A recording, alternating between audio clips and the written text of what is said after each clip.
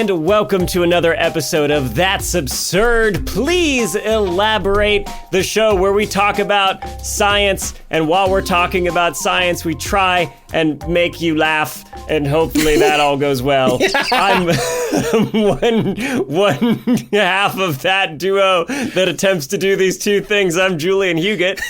And I'm the other half, Trace Dominguez. What a sales pitch. I could tell that you used to work not in sales. Very the softest of softballs. Hey, come here, listen, you know, maybe you'll learn something, maybe funny, I don't know, maybe you like it. Classic artist thing. It's just like, hey, I made this for you. Do you think it's cool? I think it's pretty cool. I made this thing. It sucks. Whatever. We were talking before we started recording that if Julian were a type of music, he would be ska. Yeah, I think so. Yeah. Lots of a horn section. Big horn section. This is what I think of. Yeah, I think when I think of ska, I just think and fedoras. That and fedoras. That's pretty much ska. Yep. Definitely went through the fedora phase. You did? I did. I sure did. Wow. If this is your first time listening to Hat Talk, welcome. Yeah, don't hate me yet. If this is your first time, I promise I've gotten better as a person. This is a show where we answer questions from you, the listeners. And every week we pick questions, or you on Patreon, if you are one of our patrons, vote and pick a question for us to answer. And we do the science research to figure out what the answer might be, or, you know, we do our best. And this week we have two questions, and I'm going to go first. Yeah, Trace, what's your question this week? My question this week comes from Emilia in Poland, who asks, what if we had the same kind of hair everywhere? Would that solve anything?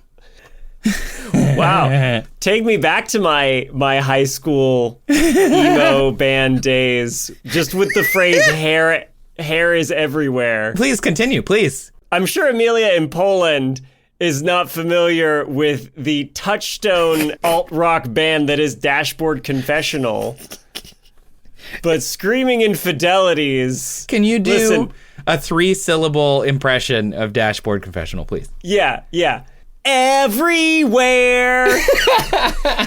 Is that what you had in mind? Yeah, I think so. Maybe more nasally?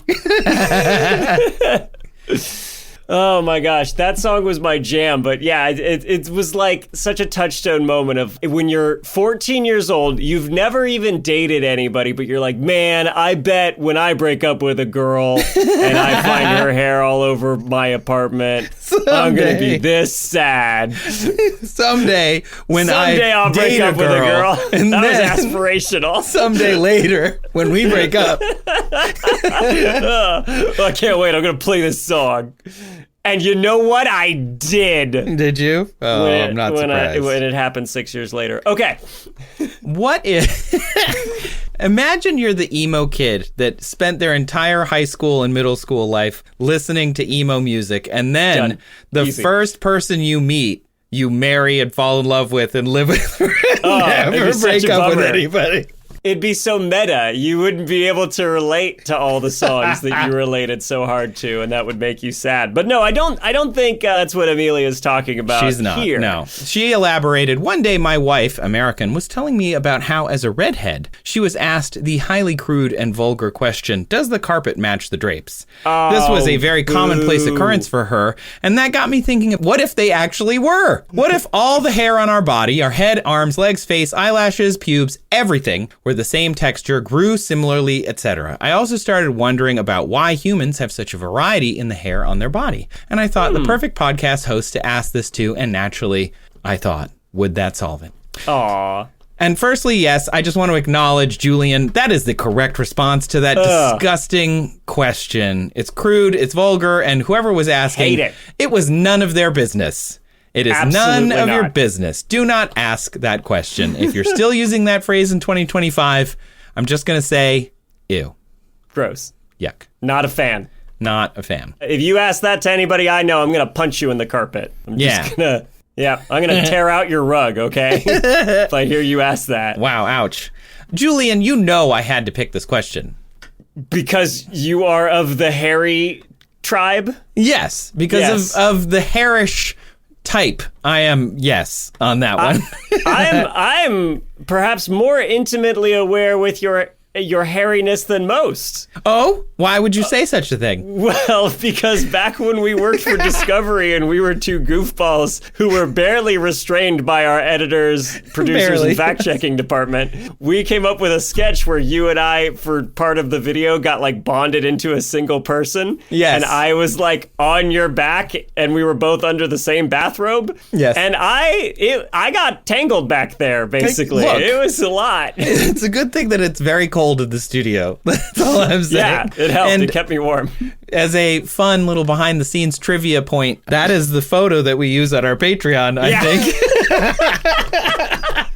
Is a photo of us wrapped in one silken bathrobe together as if we had been teleported into one person. Yeah, there's the fly accident occurred with us. Yeah. So, yes, I had to pick it because I am a hairy person. I have been hairy since puberty hit, and that is just how it's been. I am an ideal specimen to test this on myself, so I stood in front of a mirror yesterday with a notebook, and I started writing down the different types of hair that I found. So we've got the top of my head, which is straight, kind of fine hair. Used to be more of it. There's my beard/face, which is wavier and thicker hairs. And then there's my eyebrows and eyelashes, which are thicker than on my head, but not as thick as on my beard. And obviously, lashes have a bit of a curve to them, and the brows are very straight for mine. And then, of course, there's arm hair. I got arm hair, and it's a little longer than my other hair, but also fine and kind of soft. And then I've got leg hair, which is maybe wavier and might be thicker than my arm hair. And then there's like toe hair, which is like very straight and thick and pew, you know. And then there's like nose hair, and I got an ear hair, and I got underarm hair, which is very straight, medium thickness, and honestly kind of reddish. I don't know why that is, like a lighter color than the rest of my hair. And then, of course, the Netherlands, we'll refer to it as, even though Emilia is from Poland, I think you know what I mean. And that's more like, regular Netherlandian hair. It's a, wavy, thick, kinky kind of hair. So if you think about it, I, as just one person, have several different types of hair just on my body. Right? I spent an hour doing this, and then I decided to come back to work and write this all down. Your wife is like, what are you doing? I'm like, it's for the podcast. It's for science. It's for research. It's for research, notes. babe. Babe, it's for research, babe. Babe, Babe. gotta catalog my body. Gotta catalog my body. Yes. So I counted like 5 to 7 different types of hair. Any idea how many different types of hair the human body has? 4. Close. Really? It's 2. It's 2. I almost said 2, and I was like, that's too stupid of an answer. Nope, you would have nailed What do you it. mean just 2? Just 2. Why are there just 2? We have 2 different like buckets of types. We have vellus hair and terminal hair. Terminal hair is basically everything I just described. I only described different types of one of the type, which is terminal hair is head, chest, legs, eyelashes. Basically everything that you see when you look at a person, when you look in the mirror, is terminal hair. It's got melanin in it, color. It's usually 90% of people, this hair is brown or black, and it exists for lots of reasons we'll come back to in a second. Then there's vellus hair, which is the peach fuzz hair. The soft, fine hair that basically covers the whole body, except the palms, feet, lips, and eyelids. They have no hair on them. I knew the term vellus hair. I think I looked it up. Do you remember years ago? I think the game Horizon Zero Dawn 2 was coming out, and it's got a female protagonist whom I love, Aloy. And like they were showing her artwork and how on the new PlayStation 5, like, ooh, you can really see the little hairs. And like the worst kinds of gamers, probably the same people who would ask about carpets and drapes matching were like, ew, why does she have hair? And I'm like, everybody has that hair. And be like, you've obviously never been in the same room as a human woman or human person, apparently. Never had a reason to listen to Screaming Infidelities by Dashboard Confessional. What? No woman has left hair at your house, is what I'm saying. Clearly, yeah. It's not everywhere. It's nowhere. Anyway, yeah, nowhere. There is actually a third type of human hair, lanugo, but it's really just seen in special occasions on adults and sometimes on babies. It's like vellus, but it's thicker, not as thick as terminal hair, and you can be born covered in lanugo and it like disappears. Or if you have poor nutrition or you're suffering from anorexia nervosa, you can get lanugo as your body tries to like warm itself, which is really interesting. And it will go away if you have successful treatment for anorexia nervosa or, get better nutrition essentially. So I wanted to know more about different hair types and why there's so many different hairs in just like terminal hair. And luckily there was a study in the Journal of Investigative Dermatology. Can you imagine if you were out and you were like, hey, what's up? What's your name? Hi, I'm Sharon. Hi, Sharon. What do you do for a living? I'm an investigative dermatologist. I follow the hairs wherever they may lead. Oh, X marks the spot in treasure, but for me, it's usually melanoma. Ooh, what's up with that mole? You should get that looked at. Yeah, everybody should have a Sharon who looks at their moles. Yeah, Sharon is Karen. Yeah. Wow, that's great. You're smart. So they took 6 volunteers. They looked at all of their hairs. What a job. Instead of a nerd in his bathroom with a notebook, it was scientists in a lab with a notebook. And they sampled 7 body areas: the forehead, back, thorax, or chest, abdomen area, upper arm, forearm, thigh, and calf. And they wanted to determine where had the most hair follicles. Any guesses which part of your body had the most hair follicles? Ready? Forehead, back, thorax, or chest, upper arm, forearm, thigh, or calf. Speaking purely from my experience in that bathrobe with you, I'm going to go with back. With me personally? Yes. We're all humans. I've only done investigative dermatology on one body, and it's the same one you were doing it on earlier, apparently. Wow, we have that in common. Good. Yeah. Repeatability, very important in science. But our sample size is too low.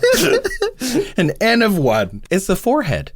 Really? Yeah, by far, by like 10 times the amount of hair per square centimeter for the next highest, which is the forearm. So the forehead is nearly 300 hair follicles per square centimeter. Wow. That's more than on the scalp. Like the top of your head only has like 220 or so. Wow. And then amazing. But forehead hair is all vellus hair. It's not visible. And in my case, even more vellus hair than it used to have. Vellus is taking over the terminal area. It's a battle. It's really the vellus terminal battle. Yeah, so vellus hair, again, grows on every part of the body. So when we say there are hair follicles on your forehead, even though you don't see them, they're vellus, that like soft vellus hair. And the point of vellus hair is it helps you cool your body. It gives the water that comes out of your sweat glands a place to coalesce, and then it gets blown away or evaporated or whatever, which makes total sense that you would have it on your forehead. Because if you think about it, when you get hot, your brain is hot, or like your head is hot, it's you sweat a lot on your head, and you can see it dripping and stuff. That doesn't happen on your forearm. You're not dripping sweat down your forearms necessarily, but you do on your head, so that totally makes sense. Another thing they looked at was hair follicle diameter in this study, which is cool. They looked at different follicles growing different lengths of hair. Hair growth, do you know the 3 cycles of hair growth, Julian? Germinate, foliate, dominate. Anagen, catagen, and telogen. So anagen is the growth phase, catagen is the transition phase, which is usually when the hair falls out, and then the follicle just hangs out for a bit before it grows more hair. Okay. Yeah.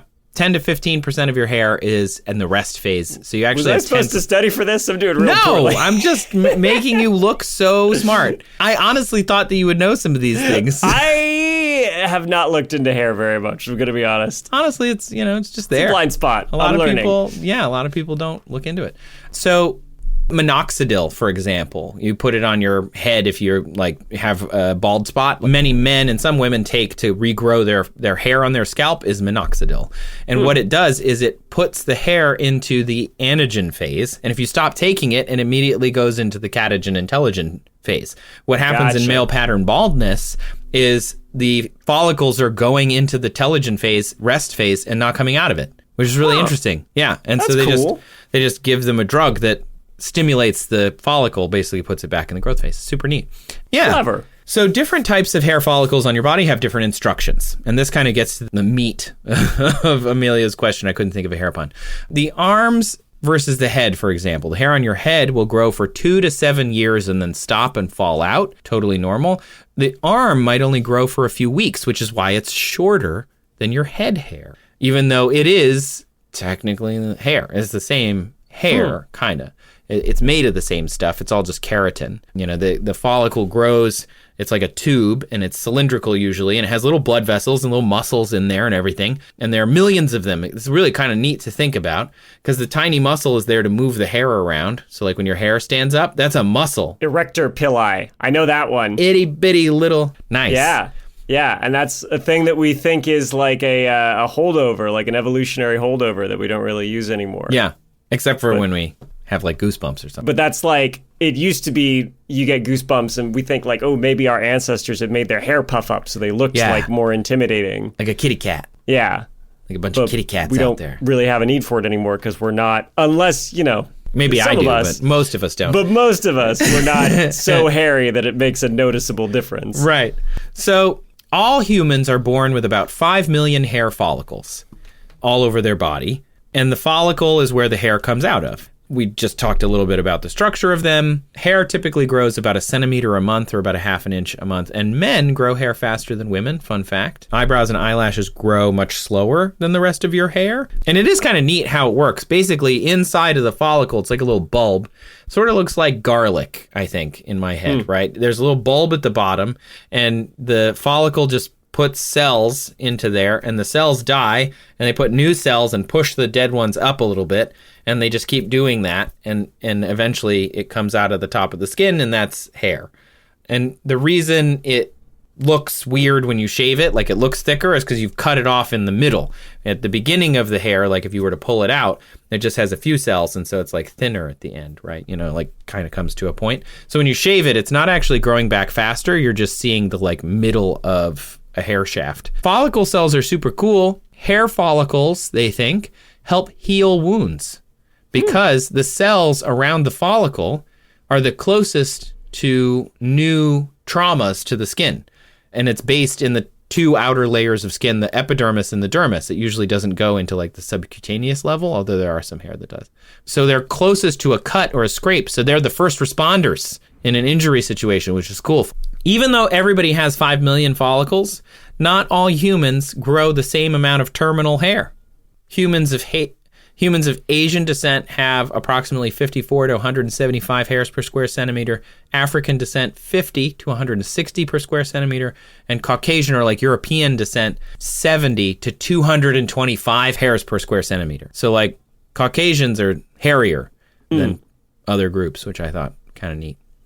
Because we live somewhere cold and our skin is very fair and it provides some level of sun protection like we've talked about. Good point. That's true. There are also different textures of hair. Want to be honest about that as well. Not only on one body, but different types of people have different types of hair. So sometimes it's straight or it's curly or whatever. Some hair, like people of African descent, tend to have thicker, kind of kinkier hair than people of Caucasian descent. And all of this depends on the cross-sectional shape of the hair follicle. So round hair comes out straight. It's a cylinder, comes out in a straight cylinder, boom, done. Oval-shaped hair comes out and kind of bends over and can become curly. So the follicle is literally shaped differently, which is very cool. It's like flatter in one dimension, so it kind of bends around. And the more oval-shaped it is, the curlier the hair is. Really neat.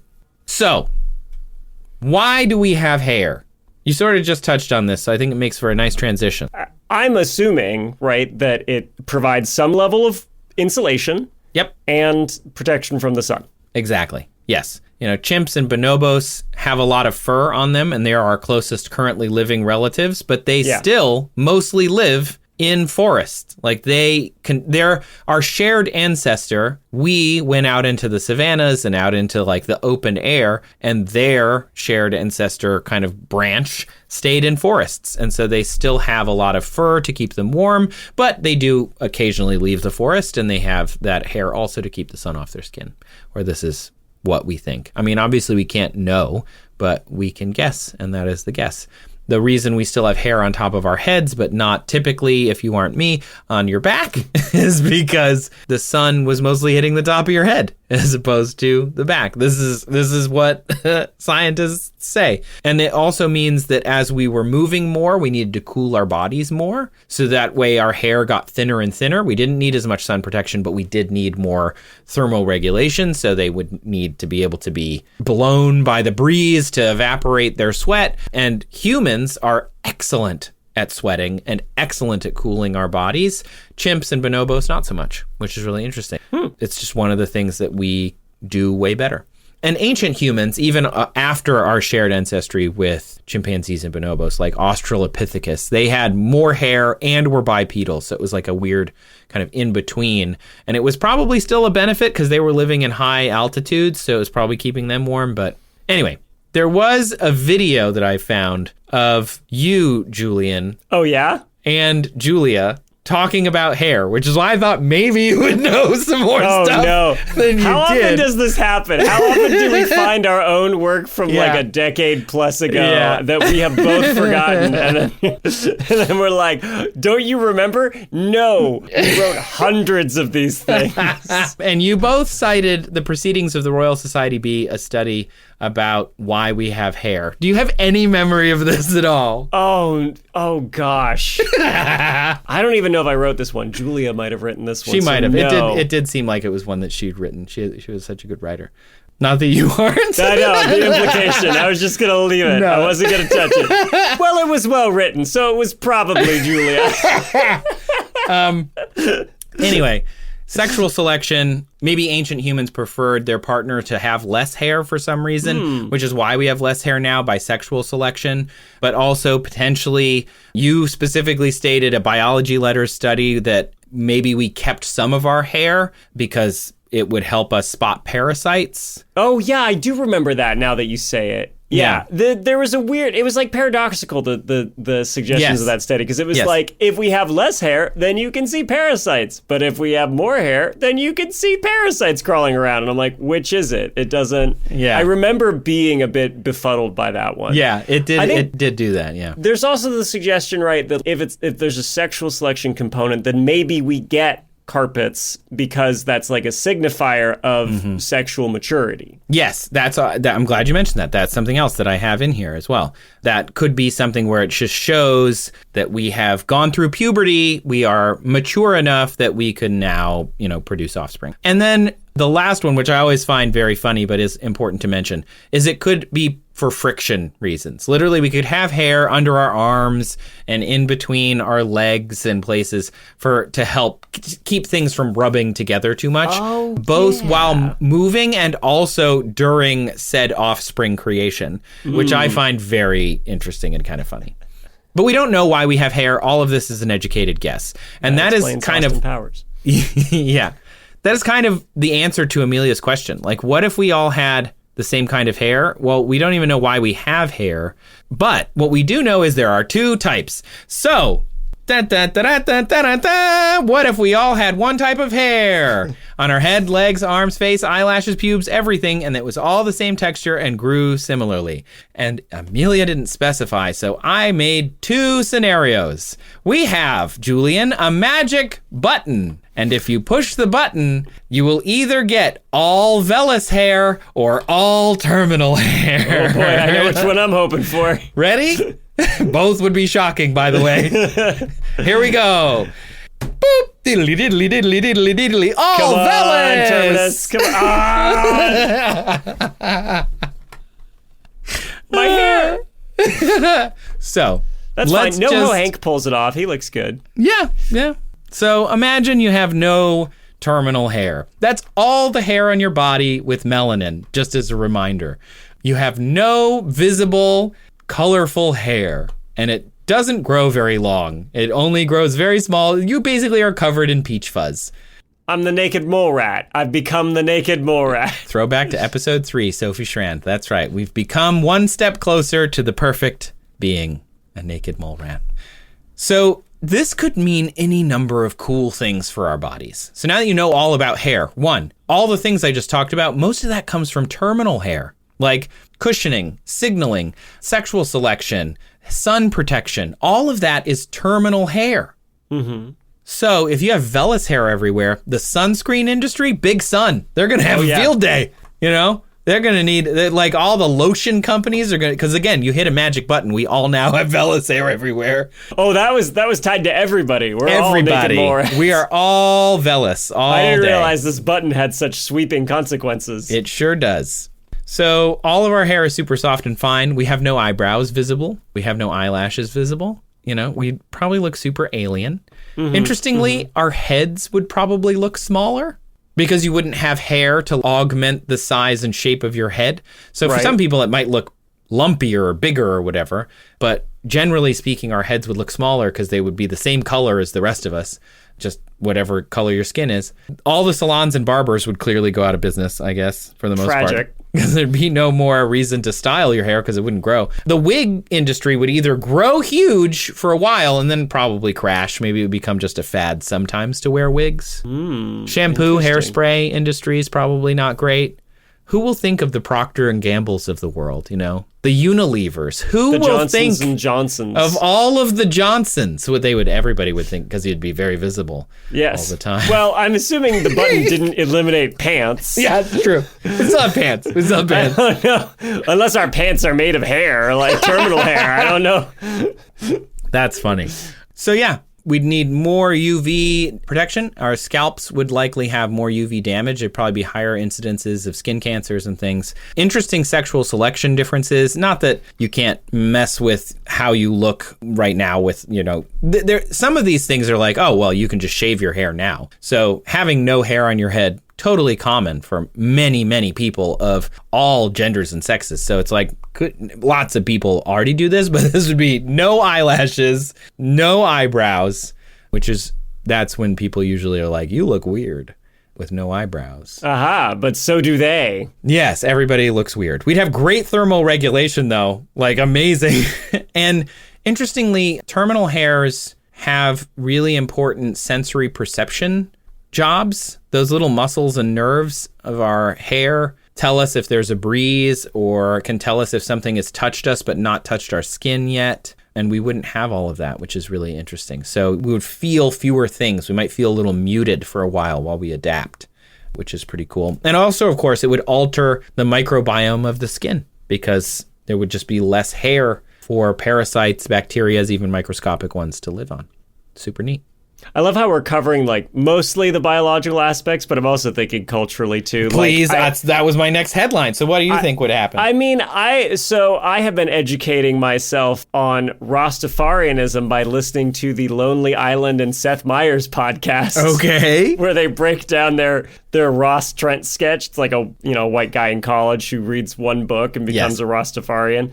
And like in the episode, they talk a lot about specific aspects that they're referencing of the culture that they try and get right in the sketch. And they talk about how like in Rastafarianism, you're supposed to just keep letting your hair grow and never ever cut it. And so that's why they form them into dreadlocks. Cool. And then they call people who aren't a part of it, and particularly like, white people, bald heads, even if they're not necessarily bald, so it's like, all of a sudden you've removed this very important cultural element from like this group. Yeah. That feels bad, man. There are several religions that have a lot of opinion about how much hair their religious followers should grow. In Muslim faiths, there's the beard is an important part for many Muslim people. For men, typically, growing a beard is an important part of the faith, and you wouldn't be able to do that. So there would be a lot of cultural changes around that. I didn't actually even think about that kind of stuff. I mean,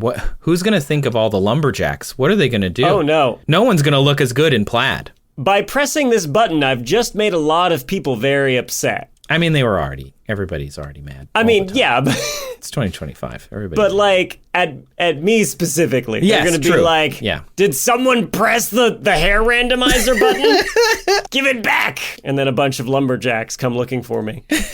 But they're all baby-faced lumberjacks. So they're less scary now. Lumberjack. How are you? Hello. I love your buffalo check. Look at those cute boots. Are you wearing flannel? We would also have a harder time reading facial expressions because think about how expressive your eyebrows are. And without them, it would be much harder, which I... Oh my gosh, The Rock. I don't think he even has eyebrows, does he? I'd have to Google it. I can't think of him actually. But does he just not have eyebrows? It's really just like a Look he's up got The a Rock very strong eyebrow forehead. and come back to me and you'll realize how foolish you sound. I know what you're saying. I'm saying as a person, does Dwayne actually have... He does. Okay, I looked it up. Is it just a ridge, you know? He's just got a very strong ridge. He's famous for his eyebrow. I know, but the hair part, not the location on his face part. Anyway, it doesn't matter. How strict are we with this magic button? Because the stereocilia in your ear, we call them hair cells. So if those became vellus hair, we'd all be deaf. But I don't think they're actually hair. We just call them hair cell. I spent a long time on a rabbit hole of that, so I mention it, but they're not actually hair cells, so I don't think it would. Yeah, I didn't consider that. I don't know. Good question. Yeah, they're not. We call them hair cells, but they're not technically hair. For simplicity, we'll keep it to exterior only, so I can hear when the lumberjacks are coming. And I did look to see if your nose hairs became vellus hairs and eyelashes became vellus hairs, would that cause problems with stuff getting in your body? And nose hairs do have some filter capacity. It's got some mucus on it, but mostly it'd be fine. Anyway, fast forward 1,000 years or whatever, if we all still have vellus hairs, we'd probably have darker skin across the board because more melanin means less UV damage. And we would all probably have coverings, a lot more clothing, which is really interesting. So let's go back and hit the magic button again and go the other way. Do you want to? Yeah. You want to? All terminal hair. Woo-hoo! All your vellus hair is now terminal hair. So if you recall, 300 hairs per square centimeter on your forehead, they're all visible. Way more self-conscious now than when I was all vellus, to be honest. Yeah. I think we'd all become cousin Its. Yeah, we'd all be covered in hair. It would be everywhere. Would it be screaming infidelities? I think we all would be, to be honest. We'd have a lot more androgens as well, because to produce hair like that, you need more androgens in your body. So like a testosterone, essentially. So that would be interesting. Technically, right now, is a subgroup of internet users who would be super into the fact that we were all covered in hair. And maybe because the difference between fur and hair, there is no difference. Fur and hair are the same thing. We just call them different things, but it's the exact same structure. Mm-hmm. So if you were, say, very furry, there's a group of internet people who want to talk to you. That's all I'm saying. I see where you're going with this. Very happy Although with this I think we may be reducing it to a bit too much. I'm going to stand up for the furries out there. You know, I think part of it too is the persona and the you're right. character, the full look of the character more than just the fur itself. That said, I also think if we were all hairy and lusciously hairy, you know, real Fabio, mane type hair, but everywhere and stuff, I kind of see the appeal in that myself, you know? I'm glad you said that. It's kind of nice. Run your fingers through it. I love petting my cat. You would love petting yourself. My cat's super furry. Yeah. So all the things we said for vellus hair, by the way, the opposite. Barbers, salons, hairspray. Man, the Johnsons, huge, gigantic. The company, the Johnson company.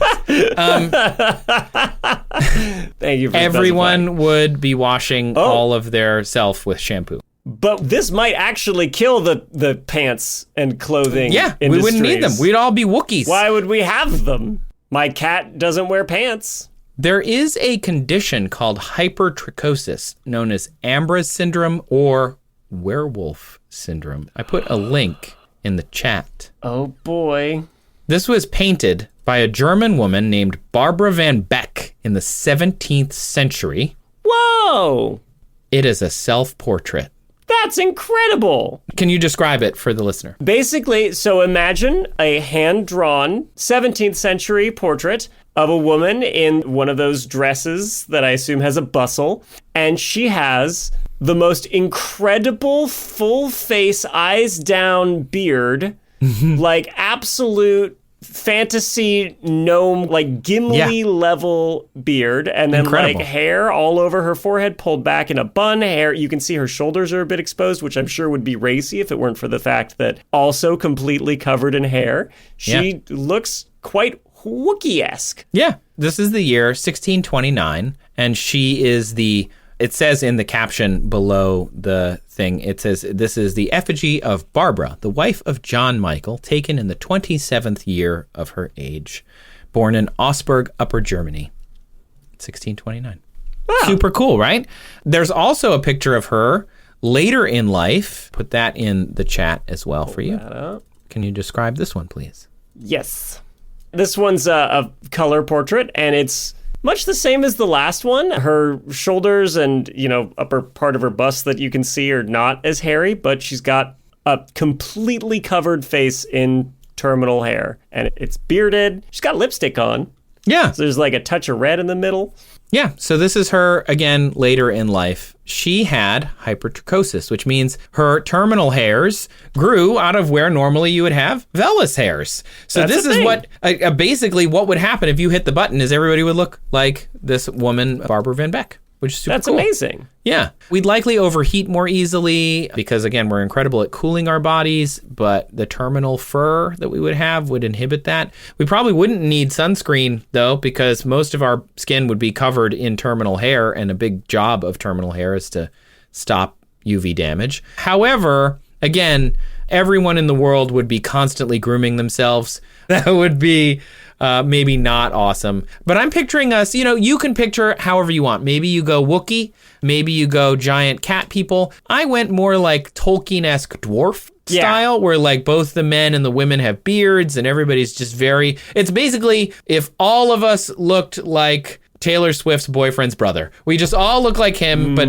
way more hair, even more hair than normal. Yes. Yeah. Even on the bridge of your nose and forehead. Yeah. Things like these unusual conditions that nonetheless still exist, always remind me that biology is fantastically complicated and it can go in different directions in any number of incredible ways. Yes. And really, you shouldn't be surprised when you find out that something that sounds like it never happens does in fact happen to somebody.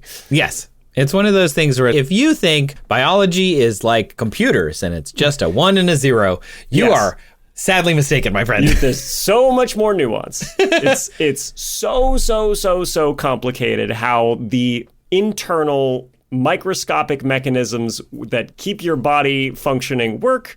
Yes. And it's any little changes to that in any number of ways can have really spectacular outcomes. And spectacular, I think, is the exact right thing. We will put pictures of Barbara Van Beck on our Instagram. But the interesting thing about this is if we all had all terminal, I think given the choice between all vellus and all terminal, I think I would pick all terminal. Because, yes, it would completely change how we do a lot of things, but it'd just be incredible, right? Like less skin cancer, you fall down, you're already protected. You don't have to wear pants anymore. Jackets in cold environments. You'd look like that AI picture of the Pope all the time in every jacket, which would be cool. We'd all need to learn how to braid hair, and it would be incredible. Like, think of the beautiful, incredible stuff we could do with that much hair. I definitely think we, again, touching on society changing and stuff, right? When we look at primates that are hairy, how like grooming and cleaning each other's hair is such like a social aspect. Like, I wouldn't be surprised if that was very normal for us. It would feel awesome. The interesting thing, and this is the last point I want to make, sort of a sidebar, all that hair costs energy to make. So I thought, would we burn more energy if we had all terminal hair? So wool, like sheep's wool, is just another type of hair. And they kind of did some studies more on animals about how much energy they're using to grow hair. So what I ended up kind of cobbling together is it might cost 2 calories a day to grow a beard, but to multiply that by your entire body area, maybe 200 calories a day? Maybe? Just a super rough math. It's not so bad. But, anyway, the thought. It's like can of Coca-Cola or something. Yeah, like 1 extra snack a day, or 1 less if you're, maybe had too many snacks. I don't know. So, not bad. Terminal hair everywhere.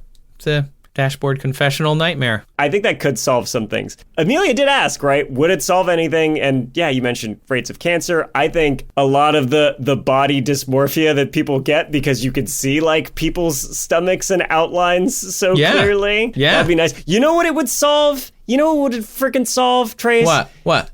The worst, dumbest dudes coming up to people that they don't know and asking, does the carpet match the drapes? Because you know it does now. Yuck.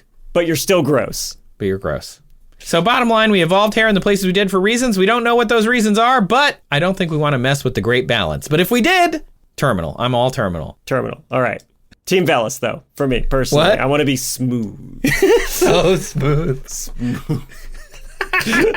Wow. Real Okay. slippery. Let's just contemplate dolphin-esque Julian while we take a break. Slicing through the waves. Julian, give me your best dinosaur roar. Oh, God, an asteroid!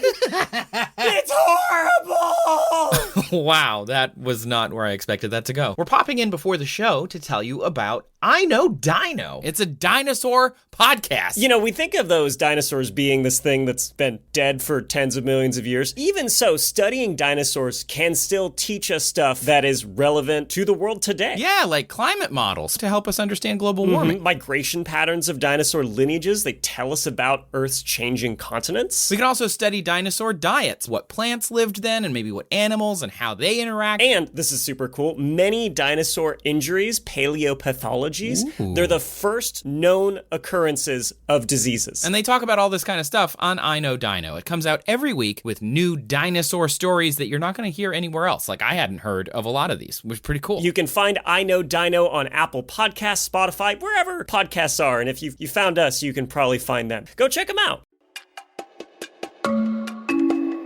Screaming oh, sorry. I was just in the middle of that. Welcome back to That's Absurd. Please elaborate. Oh, you stopped. I love that song. I had a roommate who would sing it in the shower. It was hilarious. Like, with his little boombox. Oh, it was the best. Anyway. Oh, college. Okay. Actually, that was at the fort. Anyway, I wasn't going to mention it this episode, but here I am. You're pulling it out of me. We got to the fort. Julian, you also have a question to answer, and I am extremely excited for this one. I do. I have a question from Adam, who we've actually answered one of his questions before. So I took this question. Adam's got a lot of great questions that he submitted. We put it in our Patreon as one of our poll questions. It was selected by the Patreon, and Adam happens to be a member of our Patreon, an absurd administrator. We owed Adam, as one of his perks, a call from us, getting to know him, saying, hi, thanks for subscribing. And then we thought, well, while we're at it, Adam, why don't you ask your question? And here it is. So my question is, what idiom for waiting actually takes the longest? It's easy enough to say this will take a while, but nobody ever says that. They say like watching paint dry or like watching grass grow. I have no idea what is actually the slowest. Something like it's glacial or slow as molasses. What is the slowest idiom for taking a long time? What a nice guy. That was such a nice chat. Adam is really cool. When we got to know him, the Patreon subscribers that we've called so far, actually, the interactions have been incredible. I won't say why for privacy reasons, but it's just been nice. Really, like, we get off them and we're like, I can't believe that just happened. Like, we just talked to this person. That was wonderful.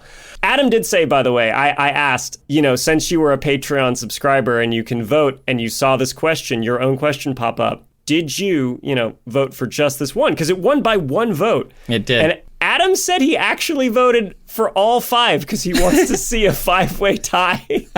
Don't tell them that. I shouldn't have Do said not that. Coordinate, audience. Do not make a 5-way tie. I'll make a 5-way tie on our poll questions. Please do not do it. I don't know what we'd do if that happened. I don't either. Oh my gosh, that would be incredible. Okay, anyway, yes, what idiom for waiting takes the longest? I'm so excited for this. We should clarify, what idioms are, I think, in case people aren't clear. It's a group of words established by usage as having a meaning not deducible from those of the individual words. Basically, it's a colloquial expression where if you take it literally, it doesn't make any sense. but because everybody uses it, we all kind of know what it means. Thank you for milk-checking that. I didn't want to milkshake. Thank you. I didn't want to milkshake my way through that. I had to eliminate the essence of verbosity. Okay. So an example of an idiom, it's raining cats and dogs, or ooh, good one. Yeah. He's got a screw loose, right? Those are typical ones or, you see. Like my mom would say, if it's a snake, it would have bit you. Yep. No idea what that means. Yeah. It means that you were looking for something and you didn't find it, and then it turned out it was not far from you, and if it were a snake, it would have bit you. Actually, that's really good to know now that you've said that. Yeah. Is that like a Midwestern thing? I don't know. My mom grew up in a farm town. Maybe it was autobiographical. I'm not sure. Could be. Idioms differ from one language to another or from culture to another. So the equivalent of it's raining cats and dogs apparently in Lithuanian is it's raining axes. Oh! Which sounds way worse. That sounds way worse. And then in Australia, the equivalent of he's got a screw loose is he's got a kangaroo loose in the top paddock.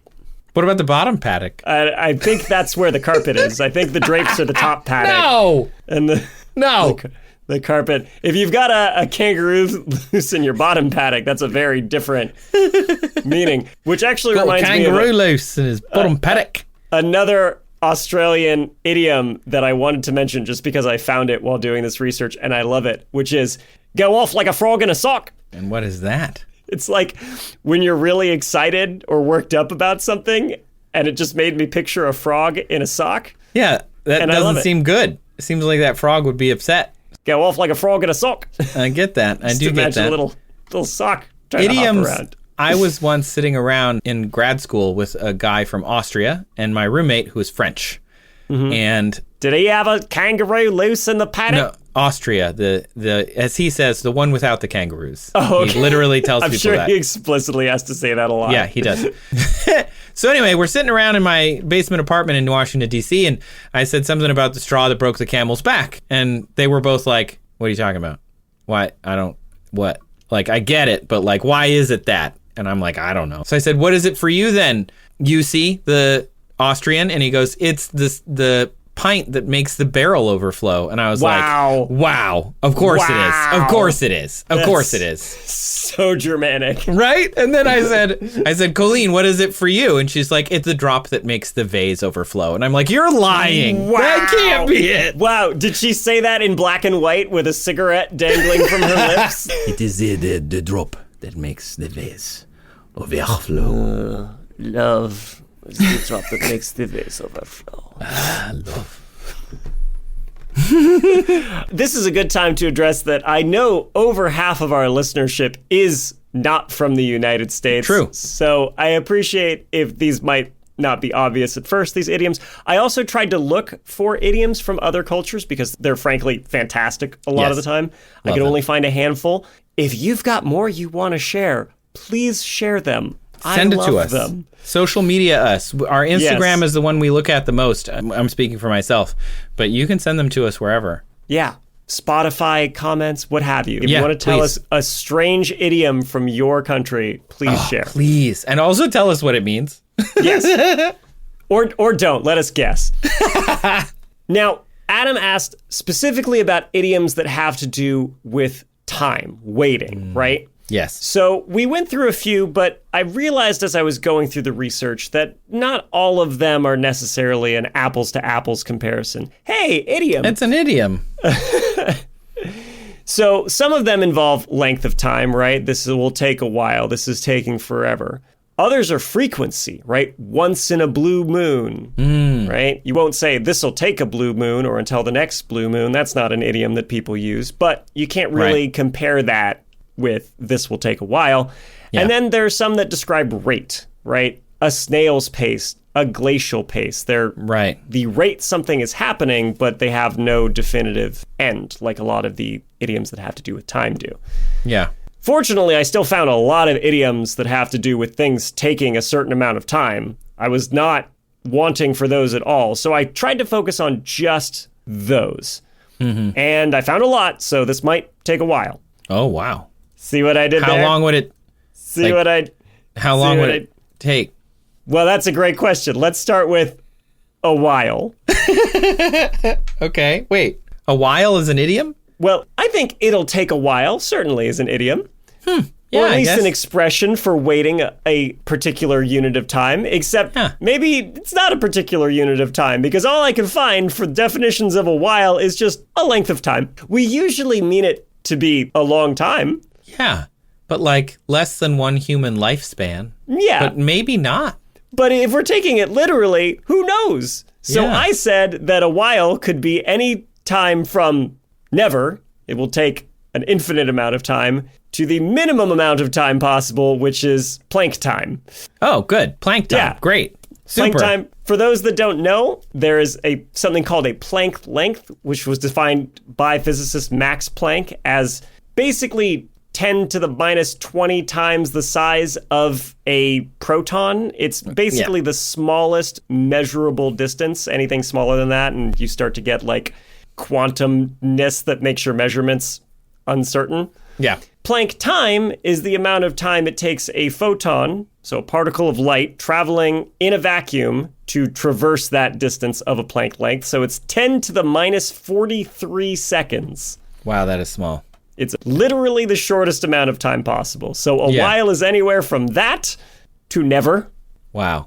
Planck Quite time expansive. I'm still stuck on Planck time. Like if you are a photon Yes. and I am a proton, it's the amount of time it would take you to like walk by me. It would be the amount of time for me to walk by 10 to the minus 20 of you. Oh gosh. Okay. Whoa. Yeah. Not even a proton. No. 10 to the minus 20 the size of a proton. That's Wow. how far a Planck length is. So the amount of time it would take for a photon to essentially move imperceptibly Yes. is a Planck length. Is the smallest meaningful measurement of time, you might say. I feel like Planck time would be a great catchphrase. I don't know why. It's Planck time. And then you smack some guy at a bar with a plank who asked your girlfriend or wife if the carpet matches the drapes. Emilia, I'm still upset on your behalf. I'm upset on your behalf as well, Emilia. Okay, that could be a while. What about this'll take a moment? A moment is less than a while. A moment, well, possibly. I actually found some of these have actual definitions, whether they're Really? used in science or somebody assigned some meaning to them at some point. Apparently, in the 8th century, a monk named Saint Bede, not sure, he's not around to correct me, sorry, used to define a moment as 90 seconds, so a minute and a half. But people might say like, oh, I only saw it for a moment, like just enough to really kind of understand what it is you saw before it disappears again. Mm-hmm. And in 2014, researchers at MIT showed that you can identify images if you glimpse them for as little as 13 milliseconds. Oh. So a moment Yep, could be 13 milliseconds up to whenever? 90 seconds. 90 seconds? That Yes. seems fair. And so I was building out a spreadsheet, by the way. And I was going to say, you need to graph these. I need to see them on a graph. Ooh, a graph would be great. It would be so good. So I do have a spreadsheet. Maybe I'll make a graph from my data, but it's got minimums and maximums for everything, right? Yeah. So far, a while, being potentially forever, is the longest one, and it's also the shortest one. Yes. Paradoxically so. Speaking of weird measurements of time that actually have some sort of definition and application, you ever heard the expression, I know what you're about to say. 3 shakes of a lamb's tail? Oh, dang it. I don't know what you're about to say. Oh, I you did. have heard that. You have. I have. I grew up in So- the Midwest. So a shake is actually used in particle physics as an informal time measurement. A shake is 10 nanoseconds, and it's about the length of time for, say, nuclear fission, like if a proton hits a uranium nucleus and splits it. So the amount of time for that to then result in more protons. Yeah, and it comes from 3 shakes of a lamb's tail, 2 shakes of a lamb's tail, right? Which apparently the physicists who were coming up with it, one of them had sort of a rural background. They also came up with the barn, if you've ever heard that in particle physics. No. A barn, you ever heard like you can't hit the broadside of a barn? Oh, yeah. Can't hit the For when broadside you're- of a barn. Of course I've heard that. Yeah. I grew up in the Midwest. Because a uranium nucleus is quite large, relatively speaking, basically the cross-sectional diameter of a uranium nucleus is one barn. One barn. Huh. In Cool. particle physics. So cool, silly stuff that particle physics were getting up to while they were working on the Manhattan Project and couldn't talk to anybody else. I mean, they got to do something. They almost called a barn an Oppenheimer, but then they were like, that's too long. And then later Yeah. they realized they just could have called it an Oppie. Anyway, Oh, that'd have been cute. it would have. But too late for that. Sorry, Oppenheimer. Okay, so there's also a New York Minute. Yes. Ever heard of? I've heard the New York Minute. There's a whole song about it. There's a song about New York Minute? It's called the New York Minute. It's Well, I by didn't Billy find Joel. it. How long does it last? Good question. Well, I've heard multiple definitions for New York Minute or New York Second. They're both based on the same joke. Apparently, apocryphally, Johnny Carson said that a New York Minute is the time it takes in Manhattan between a traffic light turning green and the guy behind you honking. I was wrong. It's not. There's not a song by that. There is a song by Don Henley. Is that the one I was thinking of? How long is it? 6 6 minutes, minutes 37 and 37 seconds. seconds. So a New York Minute is anywhere from the time it takes a person behind you to honk on the island of Manhattan to 6 minutes and 37 seconds. The song New York Minute by Don Henley. If the song itself is the metric. Of Dirty Laundry fame. There is jumping the gun, which I thought know was what that another one's about. Yep, that's like in a race, a running race, if you Yep. take off before the gun fires. Although, Trace, did you know this? You can actually leave the starting block after the gun goes off and still, according to the rules, jump the gun. Really? Yep. There's a rule in competitive running that if they notice that you move within 0.1 seconds of the gun going off, or now it's a speaker right behind you, but if they notice movement within that very, very brief window, you're disqualified. And it's based on an assumption that your reaction time can't be faster than that, but for some elite athletes, it might actually be faster than that, and there's not enough rigorous science to support that rule. So apparently it's a controversy in competitive running whether or not the 0.1 second limit should be allowed, or if love they that. should lower it or do more research and actually find like what the actual limits of human More reaction research is speed needed. are. I always say more research is needed. More short-term idioms. I'm starting short. We'll get to long in a minute. There's Okay. in a second Yep. or in a minute, Yep. which I just used. Right. Those are pretty straightforward. But my question is, what about a hot second Hot second's longer than a second. and a hot minute? Well, there is a hot minute, but I would say a hot minute is shorter than a minute, but a hot second is longer than a second. Really? Because I have them reversed in my mind. Really? Oh, Yeah, well, I that's think a why hot idioms are second- tough. A hot second is really quick, and a hot minute is a long time, right? To quote Chapel Roan, right? Like, no one's done anything, well, to misquote Chapel Roan, no one's done anything with me in a darn hot minute, right? Yeah. That's a long time. Yeah, I guess that's true. A hot Is- maybe in my head both of them mean longer than what they are. I But think it's a tortured amount of time. it's all relative, Yeah. which is what I'm getting to. And that is that I looked into if temperature affects relativity. Oh, like if a hot minute is longer if I'm hot. Right. Exactly. Is it?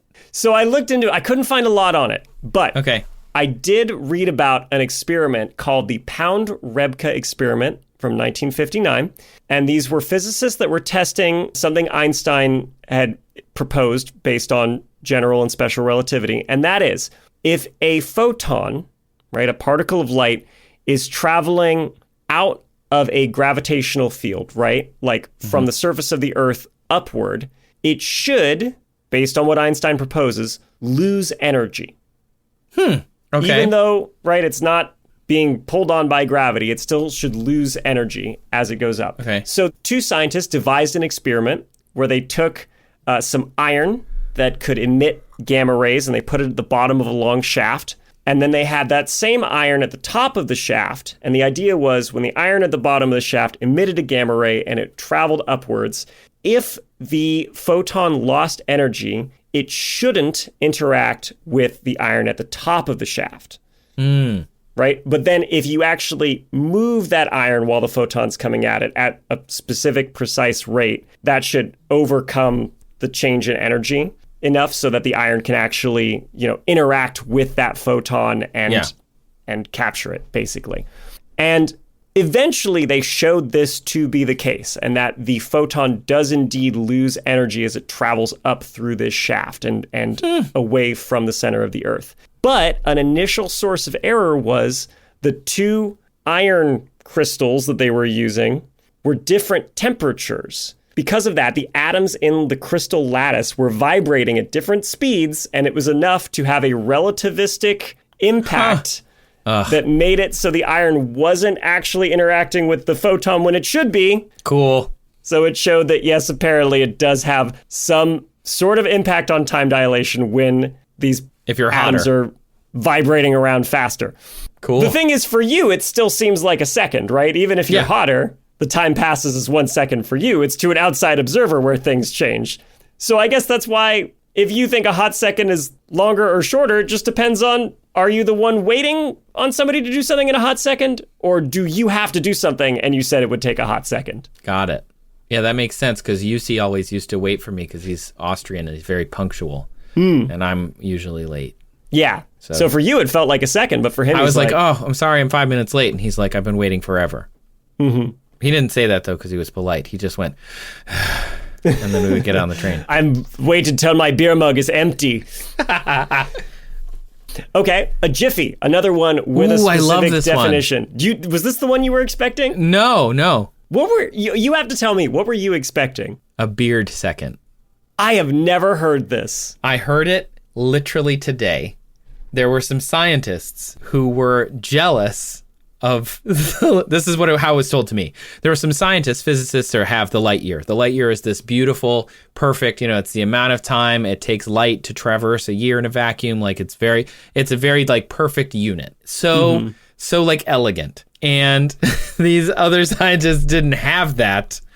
So they decided they would come up with their own unit that they thought would be like, this is going to be our light year. So they grew their beards for a week, cut it off, measured it, did the math to see how much beard you grow in a second on average. And a beard second is their unit. And it is the amount of distance a beard hair would grow in 1 second. And it is 5 nanometers or 10, according to some. It's not a SI unit, clearly. And I was hoping you'd bring it up because it would just tie our 2 questions so perfectly together. It would be perfect, except like you mentioned, it's a measurement of length, right? Yeah. It's the light year problem that most people have where they think it's related to time. Yeah. That's a shame. Shame. Yeah. We could get a Planck beard second, which is the amount of time it takes the amount of time it takes light a photon to move to travel a beard second. Beard second. There we go. We've solved it. Well, let's find out. Wolfram Alpha does not understand. Please, continue. Continuing. Elaborate. A jiffy is a defined length of time. It's again related to light, how long it takes light to travel 1 femtometer. Ooh. So Wow. a millionth of a meter, also known as a Fermi. Oh, Yeah, that Fermi from before. cool. A jiffy is about 3 times 10 to the minus 24 seconds. That's very, very quick. But that's in physics. It actually has 2 more definitions. The Jiffy? The jiffy. In electronics, it's the period of 1 cycle of alternating power cycle. So if you've got a 60 hertz, Right. power outlet, it's 1/60th of a second. It also has a definition in computing. It's the amount of time between 2 ticks of the system timer interrupt. I do not know computer science very well, but it's, as I understand it, basically when the computer says, hey, you're working on something, but I'm going to butt in and tell you to do something else now. And it does this on a regular kind of clock. And so 2 the ticks amount of of time that between interrupt. 2 of those. Yep, that's a jiffy. It's a Jiffy. Yep, but that's obviously going to be hardware dependent. So that's variable. That's pretty much all of the short time period idioms that I could round up. So let's talk about long periods of time. When you're bored, do you have a favorite idiom for things taking a long time? Take forever. Take forever is a good one. We'll get to take forever. Take forever.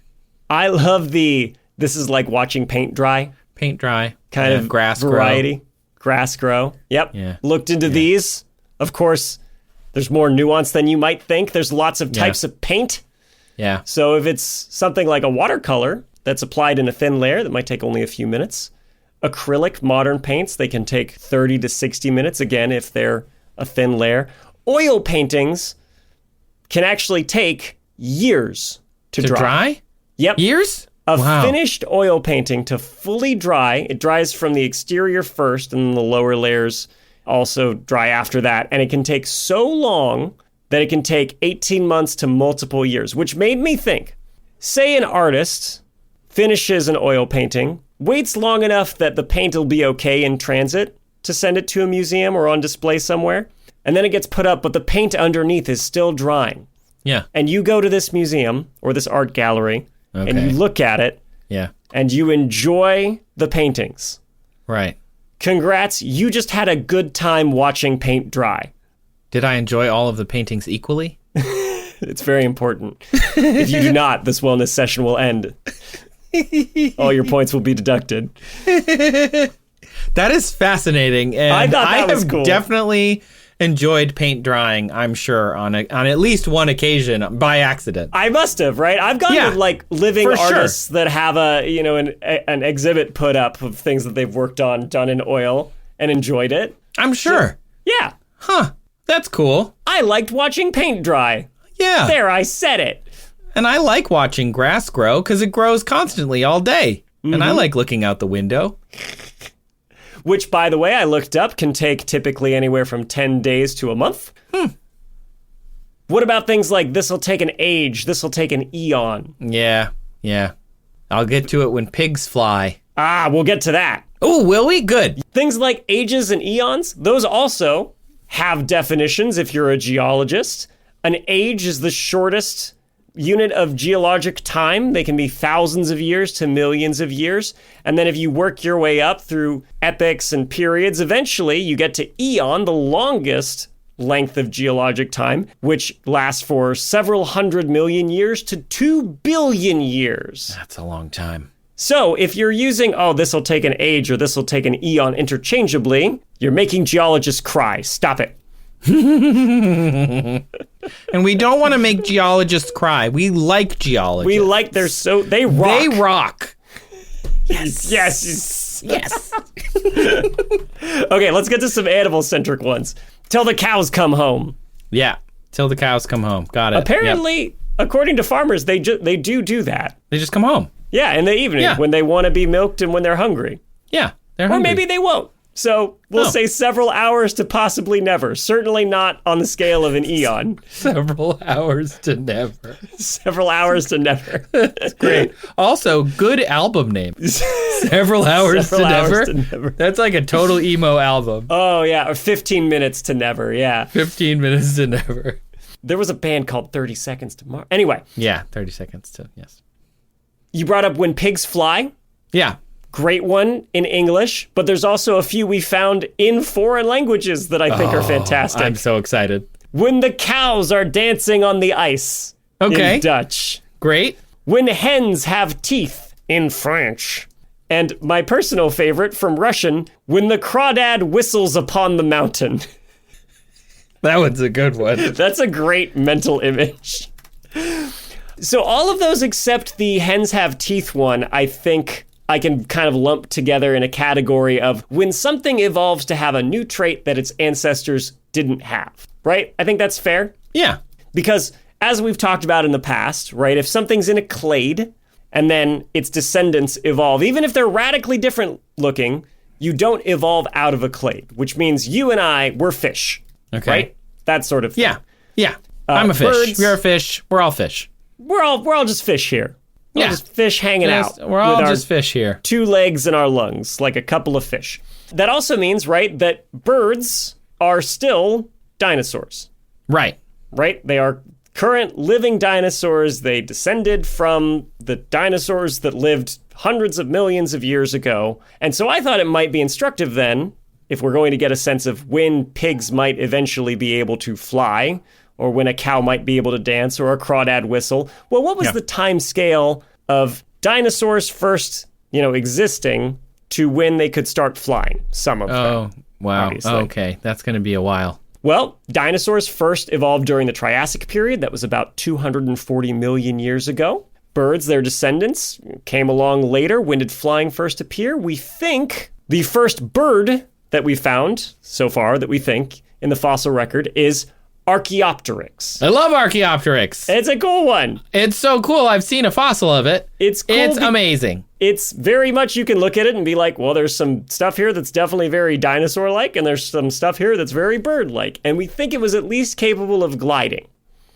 And there's also, just so you know, the crazy, really fancy outdoor sportswear company, Arc'teryx, is named after Archaeopteryx. There's also a Pokemon. And people have Archaeopteryx tattoos because they are so cool. They're nerds.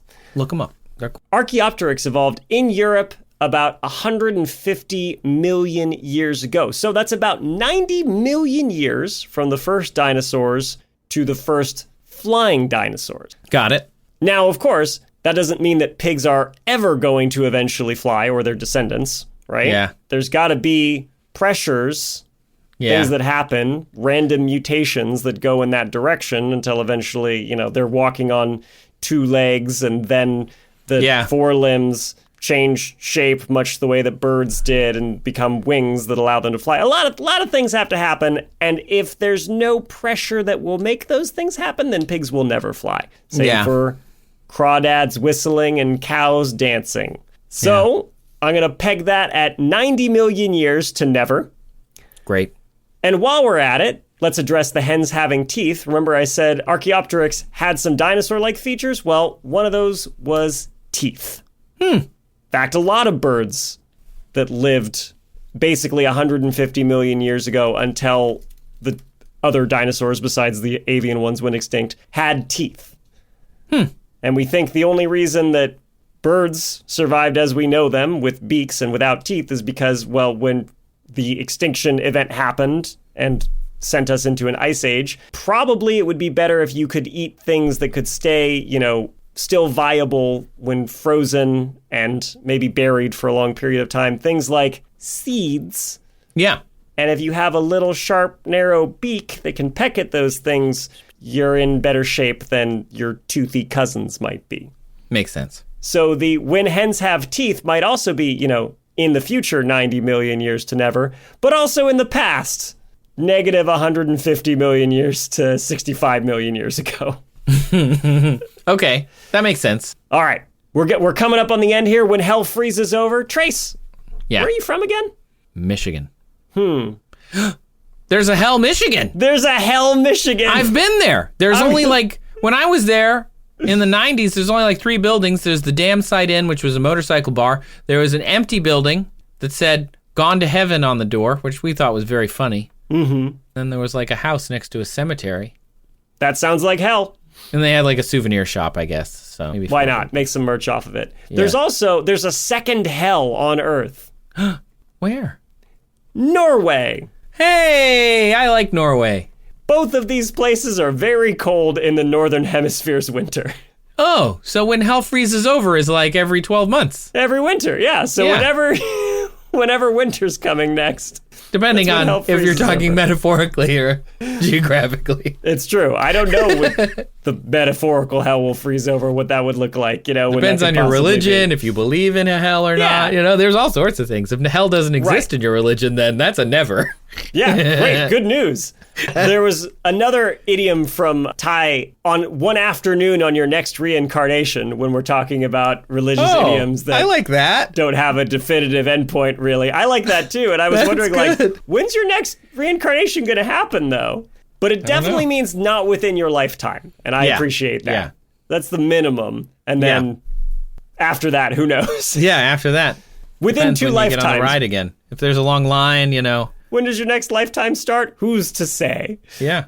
Finally, we get to some really, really, really long time scale ones. We're talking heat death of the universe. Right. I feel like you'd have to be a real nerd to say this in an expression. Yeah. But it's a very Katie Mackian expression of it. It is. Because that's literally her field of study. She wrote a book on how the universe will end. I love her. She's the best. She's great, including talking about the heat death of the universe, which is basically the point when the entire universe reaches thermodynamic equilibrium, right? So like everything is the same temperature, heat can't flow from one place to another, you can't do any useful work. It's all just a big blob of lukewarm mush that's expanding out forever and ever. It just sounds very comfortable.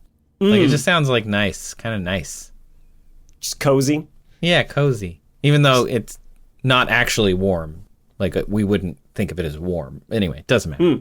Well, according to Mac, we think about 1 trillion years from now is when the stars that are around right now are going to finally burn out, the most long-lived ones, obviously. And that'll also be the point when the universe is so spread out that no new stars can form. There's no dust balls coming together. Yeah, because the universe has expanded so much, it just doesn't get together and make new stars. And then, at that point, what you're basically waiting on is for black holes to slowly evaporate via Hawking radiation. For small black holes, that will take anywhere from 10 to the power of 65 years. Oh. And for supermassive black holes, that might take as long as 10 to the power of 100 years. Oh, wow. Okay. Wow. That's a lot of years. That is a lot. That's more a than lot. you have to worry about. Yes. Your retirement is not going to have to get you that far. Wow. Thank goodness. Beyond this, I think we start entering the realm of infinity, right? Yeah. Like this is a limit does not exist kind of situation. Yeah, right. When we say things are taking forever, or if you want to be more spiritual, an eternity, or forever and a day, that's endless. That's infinity. And by the way, forever and a day is the same as forever. True. Because infinity plus 1 is the same size as infinity. Right. It's a fun math fact for you. I love math. So when we take all that together, to answer Adam's question, I think the most meaningful one that you could use would be, this'll take till the heat death of the universe. If, however, you don't want to be such a total nerd that non-nerds are like, what are you talking about? Then I might pick something else. Maybe geologic time, I might say, this is taking an eon, or this is taking plural eons. And that's so long as to still be meaningful without crossing into like infinity, and also an idiom that other people around you are going to understand. Wow. That's a lot of idioms. That is a lot of idioms. It took me an age to get through all of them. Thank you for bearing with me. But we did it. I was tempted to look into the ones that had to do with frequency and rate as well. And I was like, you know what? This is already a very long episode. I mean, we did not finish the episode in 2 shakes of a lamb's tail. We did I'll say not. that. No. We did not. But it took a while, as promised. It was like watching hair grow. We're noticeably hairier, I was going to say. We still don't know how long a beard second is, but we know its distance.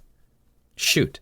That's one of those confusing things in English, which we should talk about another episode, where it's like whether time is long or big, or, we've talked about it before, but... Oh, yeah. That's a We'll confusing do a deep dive into it. Yeah. But with that, you have come to the end of yet another incredible and long-winded episode of That's Absurd, Please Elaborate. This show was created and written and produced by that guy, Julian Huguet. And that guy, Trace Dominguez. It was also edited and produced by the wonderful and wonderfully talented, I would say definitely, I've never seen him with a beard, but I bet you he would grow a voluminous beard. Man with the perfect amount of hair. The terminal hair on this man, incredible. Kyle Sisk. The best. The best terminal hair in the business, Kyle Sisk. Best terminal hair in the biz. Thanks to our listeners who submitted questions, Emilia and Adam, and of course thanks to our Patreon voters who selected Adam's question in our poll, including Adam himself. If you want to submit a question, you can look for the form down in our show notes. You can email us at hello@that'sabsurdshow.com. You can visit our website, that'sabsurdshow.com/ask. You can call us at 302-TAPE-SHOW. That's TAPESHO. Special thanks to our new Patreon subscribers. That would be Squirgy Blur Person and Anani Moose. Love both of their names. So glad that you finally joined us. And a shout out to our absurd administrators, Les, Adam, Austin, and now Pinky. Brand new. Oh. Thanks for joining. you're going to have to give Pinky a call. That's right. If you like the show, you can always leave us a review where you're listening. You can tell other people about the show that you like it. You know, if they're saying like, oh, this is taking a while, now you have a fun end where you can actually break all that down. We might even put the spreadsheet on our Patreon or We something should for put a the handy spreadsheet out reference. there for sure. Yeah, we got to get it out there. We got to graph it. The graph would be so meaningless if we have Planck time next to forever. It wouldn't make any sense, but okay. We can find it. There's got to be a data nerd out there who can make this graph look good. Someone could make it meaningful. And if you are a data nerd and you have a question, or not a data nerd, make sure you ask us a question like Julian said. We cannot do this show without your question. Lastly, a very, very special thanks to those listening on Nebula. Nebula listeners get access to ad-free versions of episodes, and they support us and other fantastic independent creators. If you want to support us and them, you can go to go.nebula.tv/that'sabsurdshow. Yep. And just by going there and listening to the show like you always would, you support us directly. So thanks if you decide to do that. Also, big announcement that you may have seen, we now are going to start releasing video. If you want to see our hairy faces, head on over to the YouTube channel Trace Elements. That's youtube.com/@trace-elements, or you can just go to YouTube and search for Trace Elements. The icon's a little yellow atom, and we're going to be putting our videos out there as often as we can. So go subscribe, like, share the videos with your friends. You can listen to the show there. It's just one question per episode. So if you have maybe a little less time than the whole podcast, you can just get one question at a time. And if you didn't start with us since the beginning, they're all going to be new to you. So go and enjoy. We can also just put that link in our show notes. Oh, right. We can also just put the link in the show notes. We don't Thanks, have Julian. to get You're them right. to go to a very silly, obscure. Thanks, Julian. You're right. And remember, as we say at the end of every episode. Oh, we're not going to pick that up? All right, that's fine. No, it's fine. That's fine. You're right. I'll just put you correcting me. It's fine. Yeah, I'm leave fine it. I with love that. it. Fine. And remember, as we say at the end of every episode, Julian. If you ask about my carpet, you have 1 Planck second to live. Whoa. 1 Planck second to live is a great B-movie title. I would go see 1 Planck second to live. It's about a physicist who has Insults somebody discovered... at a bar and gets murdered. I was going to say, as we say at the end of every episode, screaming infidelities and taking forever, but not an eon. I'm gonna blast that when we're done here. I'm glad. As we say at the end of every episode, terminal hair. I'll make you terminal if you ask anybody I know that question. Don't ask. It's so bad. Don't be so weird. Don't be weird. What? I mean, be weird. Like, be weird. Don't be We like- love weird, but don't Yeah. be vulgar weird. Don't be be- weird. yeah. Don't be weird like that. Don't be personal, boundaries crossing weird. Yeah, there you go.